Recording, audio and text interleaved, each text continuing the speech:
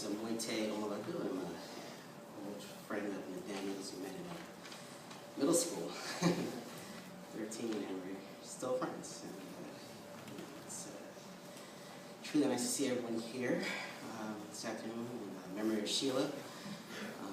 As many of you have traveled long distances, and just say your final goodbye to a truly remarkable mother, freedom fighter, mentor, friend.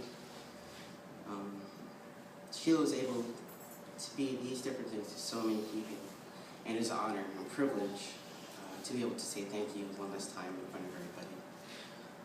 Yes, for me as a neighbor, I didn't have to travel as far as most of you. I just lived on 106, so it's right across the street. So, it's, going across the street from the Capitol Clan column, I was able to witness some of the extraordinary talents that Sheila had and has imparted on the family.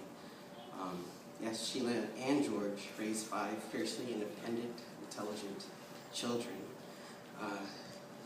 Matthew, Danny, Joe, Harpo, Katie. It's not just that. I mean, they also provided encouragement, guidance, career advice, legal advice, a job sometimes, and also editing for all of their children's friends. So Sheila welcomed all those who were friends without question, but in some cases suspicion, but never with a judgmental tone, but more of an inquisitive attitude. Sheila created a community through her children's friends and acquaintances and made growing up in New York feel like a small town.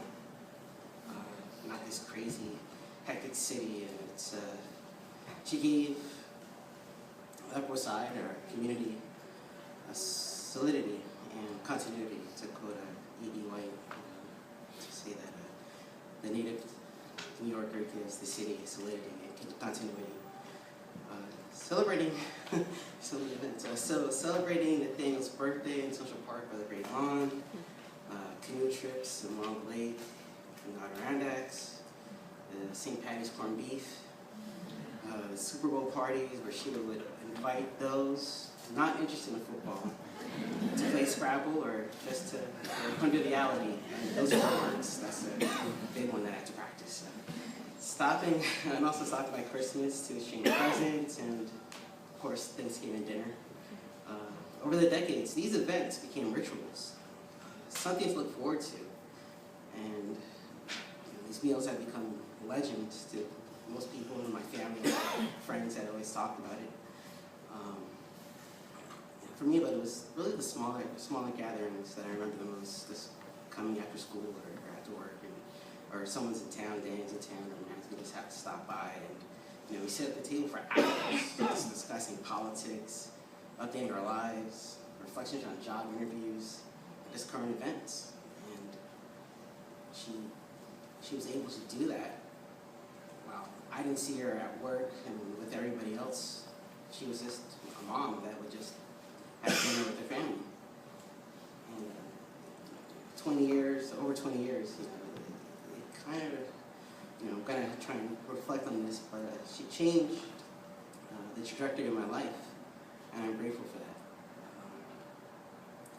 I guess my story is, a few years ago, I accepted a position with the Peace Corps, and I was ready to go, and I came up against the government bureaucracy, where they said I had an enzyme mutation where I would not be able to work in Africa ever, even though my mother was from Central America and my dad's from Kenya.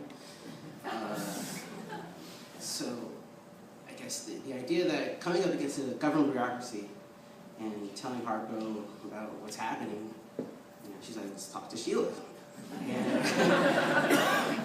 And all these stories, you just hear about this, but she really was able to do that. And she was able to articulate and channel the outrage of my situation into a plan. She took that time out one weekend between her writing grant proposals for work. She found the time to sit with me and help draft a letter to both of my senators, Senator Chuck Schumer and Kirsten Gillibrand. sitting there, she almost relished the opportunity to challenge the system and the rules. And it gave me a lot of motivation. I mean, to keep fighting for what I wanted.